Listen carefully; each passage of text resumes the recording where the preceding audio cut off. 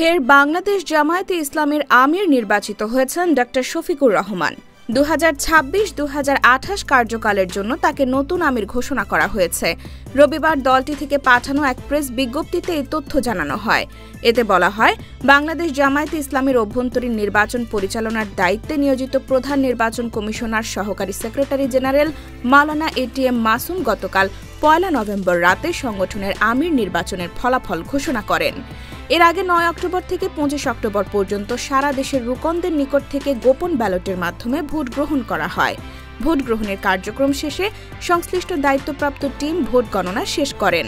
1 November রাতে আনুষ্ঠানিকভাবে প্রধান নির্বাচন কমিশনার সংগঠনের আমির নির্বাচনের ফলাফল ঘোষণা করেন।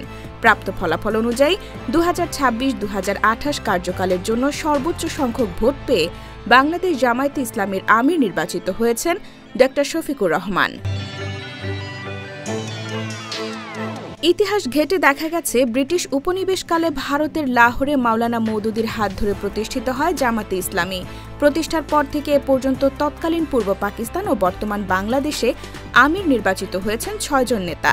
তাদের মধ্যে 1956 থেকে 1960 সাল পর্যন্ত মাওলানা আব্দুর রহিম, 1960 থেকে 1971 পর্যন্ত এবং 1992 থেকে 2000 সাল পর্যন্ত অধ্যাপক গোলাম আজম, 1979 থেকে 1992 সাল পর্যন্ত আব্বাস আলী খান ভারপ্রাপ্ত, 2000 থেকে 2016 সাল পর্যন্ত মতিউর রহমান নিজামী, 2016 থেকে 2019 সাল পর্যন্ত মকবুল আহমদ এবং সর্বশেষ ডক্টর শফিকুর রহমান 2019 ও 2022 সালে টানা 2 বারের মতো নির্বাচিত হয়ে এখন পর্যন্ত দায়িত্ব পালন করছেন।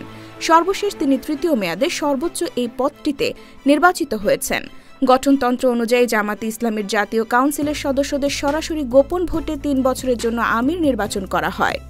নির্বাচিত হওয়ার পর আমিরে জামাত কেন্দ্রীয় মজলিসে সুরার নির্বাচিত সদস্য, কেন্দ্রীয় কর্মপরিষদ ও কেন্দ্রীয় নির্বাহী পরিষদের সদস্যদের উপস্থিতিতে প্রধান নির্বাচন কমিশনারের নিকট শপথ গ্রহণ করেন।